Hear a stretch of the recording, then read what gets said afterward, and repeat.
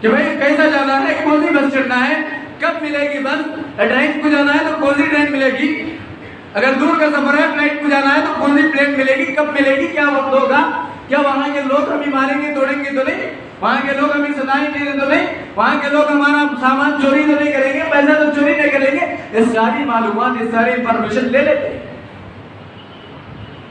یہ دنیا کا معمولی سفر ہے میرے بھائی، یہ دنیا کی معمولی جرنی ہے میرے بھائی. لیکن وہ سفر جو موت کے بعد سے شروع ہوتا ہے، پہلے قبر میں جانا پڑتا ہے، اور اس کے بعد قیامت کے دن اٹھایا جانے والا ہے، پھر اس کے بعد جنت اور جہنم کا فیصلہ ہوگا. تو جنت میں جانے کے بعد واپس ہی نہیں، کبھی ختم ہونے والی زندگی نہیں، وہ زندگی کو کبھی اینڈ نہیں، وہ لائف کو کبھی اینڈ نہیں. دنیا کی زندگی کو اینڈ ہے، دنیا کی زندگی کب ختم ہوگی گارنٹی نہیں ہے میرے بھائی. یہ لائف کی ایک سیکنڈ کی گارنٹی نہیں ہے. تو اس لائف کے لیے اتنا ہیڑا ہمارا کیوں مارا کھا رہا ہے؟ یہ ہیڑے کو کیوں ہم مارا کھانے دے رہے ہیں میرے بھائیوں؟ وہ صحابہ جن کو اللہ نے سرٹیفکیٹ دے دی تھی کہ میں تمہارے سے راضی ہو گیا، تمہارے لیے جنت ہے، لیکن وہ صحابہ تڑپ رہے ہیں، وہ صحابہ رو رہے ہیں. اور اللہ کے رسول صلی اللہ علیہ وسلم جب خطبہ دیتے ہیں، ذرفت منها العیون ووجلت منها القلوب. اللہ کے رسول صلی اللہ علیہ وسلم ایک بار فجر کی نماز کے بعد ایک درس دیا، ایک خطبہ دیا، ذرفت منها العیون. صحابہ کے رونگٹے کھڑے ہو گئے، رونے لگ گئے، آنکھیں بھیگ گئی اور دل میں ڈر پیدا ہو گیا.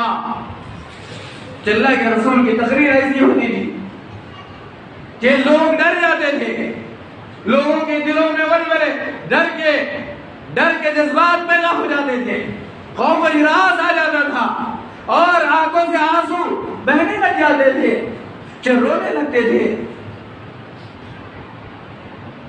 تو آج وہ لوگ روتے تھے جن کو جنت کنفرم تھی، وہ لوگ روتے تھے جن کا ریزرویشن ہو چکا تھا، وہ لوگ روتے تھے جن کو اللہ کے نبی صلی اللہ علیہ وسلم کہہ رہے تھے عثمان آج کے بعد تو جو بھی گناہ کرے اللہ معاف کرے گا، عثمان تو جنتی ہے.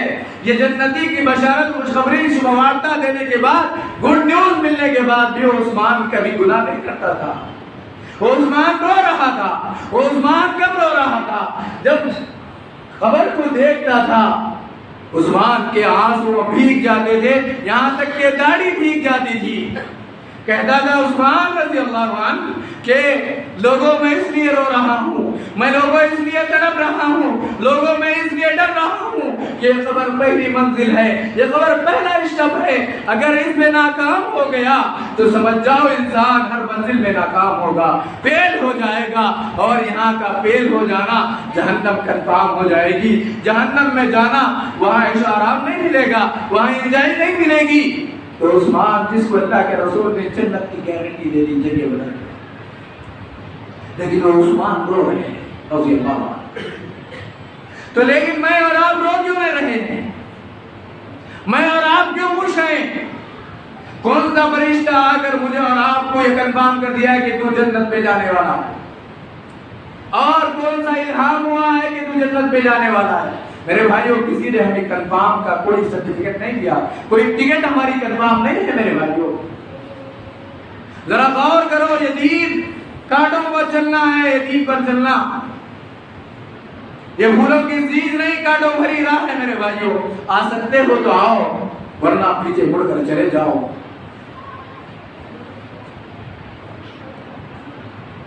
یہ دین پر چلنے والے کو بدنام بھی ہونا پڑے گا، مار بھی کھانی پڑے گی. میرے صحابہ کو کیسے کیسے ستایا گیا. اللہ کے رسول صلی اللہ علیہ وسلم کے صحابہ کو خبیب بن عرق تھے. جرم کیا تھا؟ گناہ کیا تھا؟ گناہ صرف یہ تھا کہ محمد کو مان لیا تھا صلی اللہ علیہ وسلم. کہا سارے مجموعے کو جمع کر دیا گیا، سارے عرب کے لوگوں کو جمع کر دیا گیا، جتنے لوگ آ سکتے تھے سارے آ گئے، جمع ہونے والے جمع ہو گئے، اور سولی کا پندہ لٹکایا گیا۔ سولی پر دینے کے جو سامان ہوتے ہیں وہ سارے تیار کر دیے گئے۔ تیار کرنے کے بعد خباب بن ارد ایک ریکویسٹ کرتے ہیں کہ مجھے 2 رکعت نماز پڑھنے دو۔ نماز جب پڑھتے ہیں تو تھوڑا جلدی سے پڑھتے ہیں۔ نماز کے بعد کہتے ہیں کہ میں لیٹ سے اگر نماز پڑھوں تو تم لوگ اتنا سمجھ جاؤ کہ موت کے در سے لمبی کر دیا نماز۔ پھر اس کے بعد سولی پر چڑھانے کے لیے تیار ہے، پھانسی کا بندہ بہنانے کے لیے تیار ہے۔ سارے لوگ دیکھ رہے ہیں، اکیلا بندہ سولی پر چڑھایا جا رہا ہے، سارے لوگ شور و غل کر رہے ہیں، سارے لوگ انجوائے کر رہے ہیں، سارے لوگ چیخیں مار رہے ہیں۔ یہ تھوڑی دیر میں اس کو کیا ہے پھانسی پر لٹکا دیا جائے گا۔ تو اس وقت ایک کہنے والا کہتا ہے کہ محمد کا ہی کام صلی اللہ علیہ وسلم، ان کی بات کچھ اور دے، اور یہ کہنے والا کہتا ہے تیری جگہ محمد کو سولی پر چڑھا دیا جاتا تو کتنا اچھا ہوتا۔ تو میرے بھائیوں اگر میں اور آپ ہوتے تو کہتے کہ صحیح، لیکن اس صحابی رسول نے کیا کہا؟ یہ سنہرے اس سونے کے پانی سے لکھنے کے قابل ہیں، یہ الفاظ، یہ سینٹنس، یہ جملے ان کے کہتے ہیں ارے تو میری جگہ محمد رسول اللہ صلی اللہ علیہ وسلم کو سولی پر چڑھانے کی بات کر رہا ہے۔ اگر میری جان جاتی ہے لیکن اس وقت محمد کے پیر میں کانٹا چبھنا نہیں مجھے پتا ہے صلی اللہ علیہ وسلم، میری جان جاتی ہے تو کاٹ کے ٹکڑے کر دے، لیکن محمد رسول اللہ صلی اللہ علیہ وسلم کے پاؤں میں کانٹا چبھنا بھی مجھے پسند نہیں، میری جان چلے جاتی ہے تو جائے۔ یہ تڑپ تھی ان کے اندر میرے بھائیوں، یہ محبت کا جذبہ تھا ان کے اندر میرے بھائیوں۔ آج نہ محمد سے محبت ہے صلی اللہ علیہ وسلم، نہ محمد کے فرامین کا کوئی باطل لحاظ ہے۔ آج ایک ٹکڑا آتا ہے مسجد کو، ایک ٹکڑے کی کوئی ویلیو نہیں، اور ایک ٹکڑا جاتا ہے محمد کے فرامین جس میں لکھے ہوئے ہیں، لیکن تمہارے پاس محمد کے فرامین کی کوئی ویلیو نہیں۔ یاد رکھو قیامت کا دن ہوگا اور اللہ سامنے کھڑا کر کے پوچھے گا کیا نندی گٹکرالو، میرے محمد کا فرمان آیا تھا لیکن تم نے ٹھکرایا تھا، تم نے اس کو نہیں مانا تھا، تم نے یہ کہہ کر رد مارا تھا، اس پر کوئی اشتہام نہیں تھا، کیا میرے محمد کا اشتہام کافی نہیں ہے؟ میرے بھائیوں ذرا بتاؤ کیا جواب دو گے؟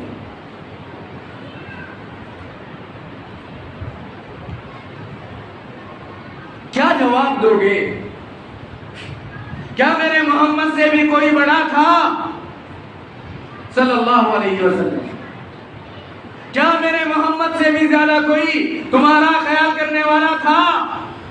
کیا میرے محمد سے بھی زیادہ تمہارے اوپر رحم و کرم کرنے والا تھا؟ کیا میرے محمد سے بھی زیادہ عورتوں کا خیال کرنے والا تھا؟ کیا میرا ڈر نہیں تھا؟ کیا مجھ سے زیادہ اور لوگوں سے تم ڈرنے لگ گئے تھے؟ یہ سارے سوالات قیامت کے دن ہوں گے انشاءاللہ۔ جب جواب کیا دو گے تیار کر کے رکھ لینا۔ مجھ سے بھی ہوگا سوال، اسماعیل تجھے ہم نے مولانا بنایا تھا، میں بولوں گا اللہ سوائے تیرے کسی کو ڈرتا نہیں تھا، سوائے تیرے اور مولوی ملا بک گئے تھے، لیکن اللہ میں تجھ سے ڈرتا تھا، اللہ میری عزت سے زیادہ تیرے نبی کی عزت زیادہ تھی میرے، ہاں اللہ تیرا ڈر مجھے ستا رہا تھا، اس لیے اللہ میں نے بتا دیا تھا۔ کیا جواب دو گے؟ جواب تیار کر گیا تھا۔ ہر چیز کا سوال ہوگا نا قیامت میں، یہ بھی سوال۔ آگے بڑھتے آج ہماری تقریر کیسی ہوتی ہے؟ اس میں جوک ہوتے ہیں اور اس میں ہنس ہنسایا ہوتا ہے.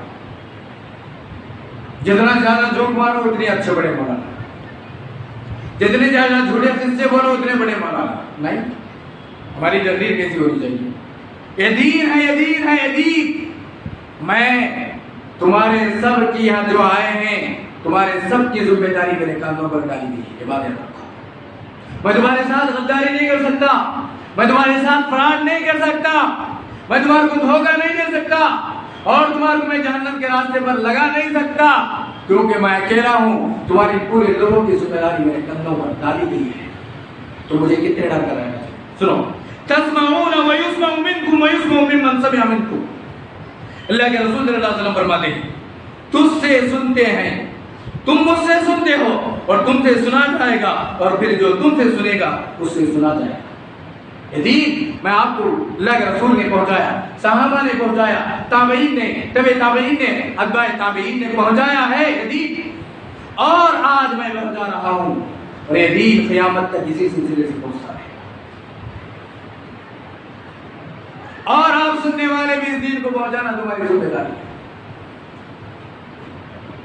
اور اللہ کے رسول صلی اللہ علیہ وسلم فرماتے ہیں فَنَآخُذُ بِحُجَزِكُمْ عَنِ النَّارِ, کہ میں تمہارے کو ایسا کرنا چاہتا ہوں, تمہاری کمر پکڑ پکڑ کر جہنم سے بچانا چاہتا ہوں, لیکن تم اس میں گر نہیں جا رہے. ایک مولوی ملا کو بھی تمہاری کمر پکڑ پکڑ کر جہنم سے بچانے کی کوشش کرنا. کیا پڑھا ہے مجھے تمہارے کو جلدی لے آ کے نماز پڑھائیں؟ کیا پڑھا ہے مجھے تمہارے کو تکلیف دے؟ کیونکہ وارثین نبی کا ایک مولوی ایک ملا نبی کا وارث ہوتا ہے, جو نبی کو تڑپ تھی تمہارے کو معلوم نہیں. جس طرح اور مولوی ملا دھوکہ دیتے ہیں, میں بھی دھوکہ دے سکتا ہوں, میرے لیے ہونا آسان ہے. لیکن ایک مولوی کو تمہارے کو جہنم کمر پکڑ پکڑ کر, جس طرح اللہ کے رسول صلی اللہ علیہ وسلم جہنم سے بچاتے تھے, ویسا اس کا وارث سے تو بچانا پڑے گا مجھے, کیونکہ تمہاری ساری ذمہ داری میرے قدموں پر ڈالی ہے. کہ وزن معمولی وزن نہیں ہے. ٹائم بہت ہو رہا, لیکن ایک حدیث سن, ایک آیت اور ایک حدیث سن, معافی کے ساتھ ذرا تکلیف اٹھانا. فَلْيَحْذَرِ الَّذِينَ يُخَالِفُونَ عَنْ أَمْرِهِ أَن تُصِيبَهُمْ فِتْنَةٌ أَوْ يُصِيبَهُمْ عَذَابٌ أَلِيمٌ. جو اللہ کے رسول کی بات نہیں مانتا, یاد رکھ لے, پورا پڑھا, کوئی یہ نہ کہے کہ اپنی طرف سے بنا کر لائے.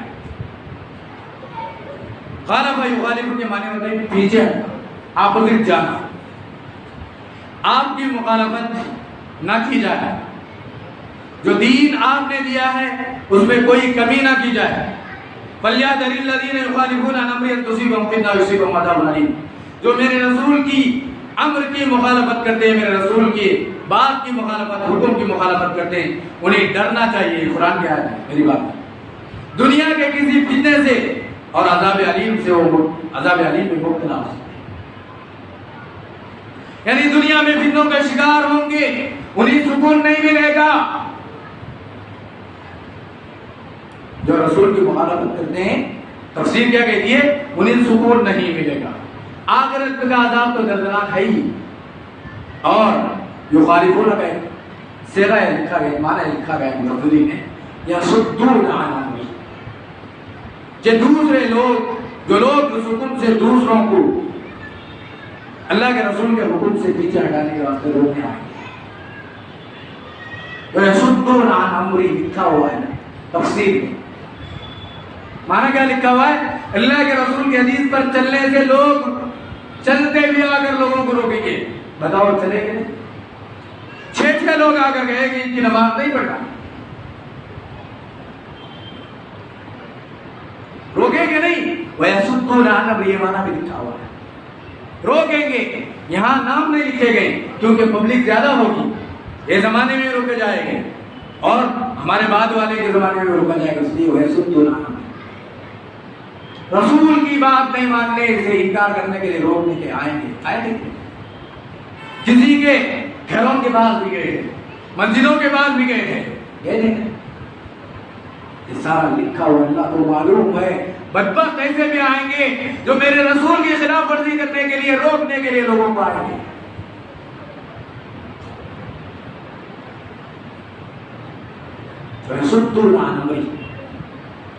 جو لوگ امر رسول، سنت رسول، فرمان رسول، طریقہ رسول، شرع رسول کے خلاف کریں وہ سزا یاب ہوں گے. ان کو اپنے اقوال و افعال، کاموں کو، باتوں کو رسول اللہ کی سنتوں اور حدیث سے ملانے ہوں گے.